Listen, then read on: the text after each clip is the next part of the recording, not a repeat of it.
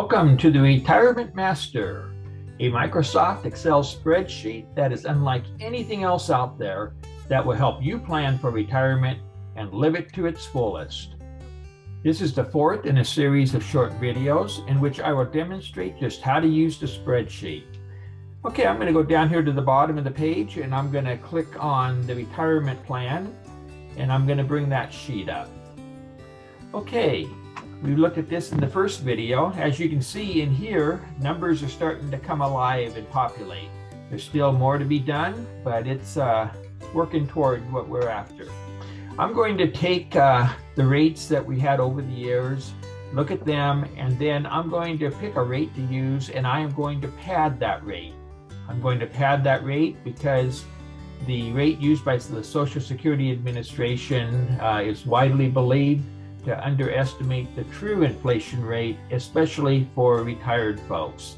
So I don't want to be squeezed in my buying power, so I'm going to pad that number. I'm also going to pad it to help take up the slack when the stock market or the inflation rates take wide swings. I'm going to drop down to the next green cells, and this is your target age. This is the age in which you want your assets to last through. So kind of in a way, how long are you going to live? We want your assets to last at least that long. So look at your life expectancy, your general health, your family history, and try to determine what you feel comfortable with an age that you're going to live to.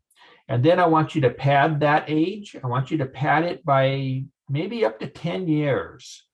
And just in case you live longer than you ever dreamed, and to help with some late life extra expenses, which we'll talk about in a later video. So these two numbers, be generous with them. Dropping down to the next green highlighted cells, we're into asset information. Okay, over here, we're going to list our liquid assets, our checking, savings, CD accounts, money in the cookie jar, money under the mattress.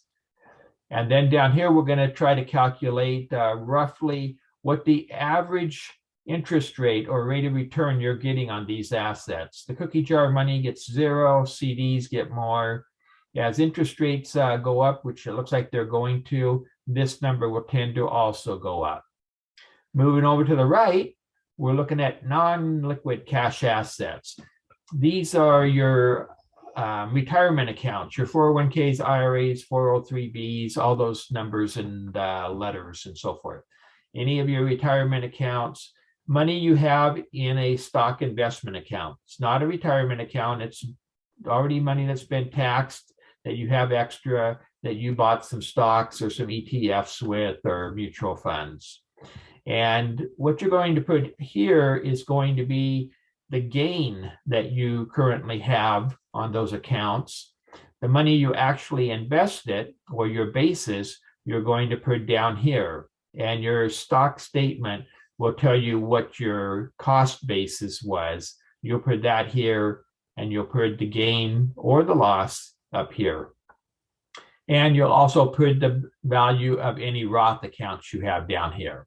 So these will be funds that are taxed as you withdraw them, and you'll get a subtotal for it.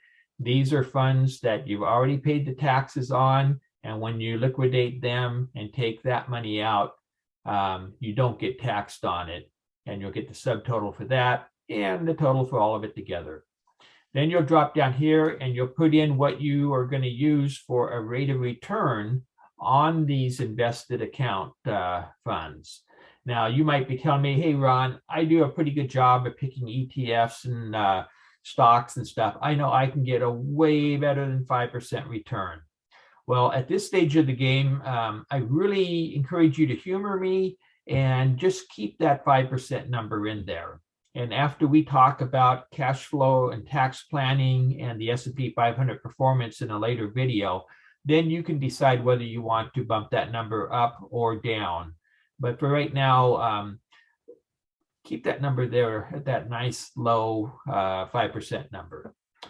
Stepping over to the right a little bit further are non-cash assets.